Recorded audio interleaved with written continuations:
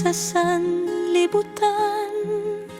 Siya dapat ang sambahin at ating paglingkuran.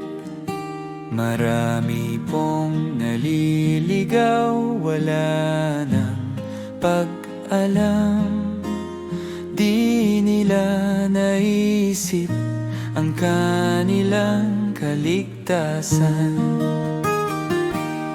Mayroon pong naniniwala sa mga sabi-sabi lang, mga aral ng tao na wala sa katwiran.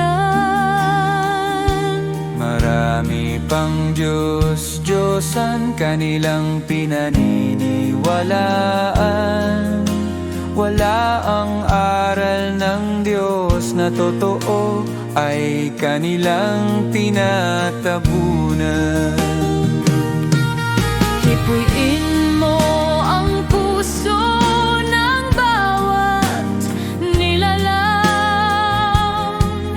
para hindi tuluyang maligaw sa kasamaan. Mahabagin, mapagmahal, matulungin, nagbibigay ng pag-asa sa bawat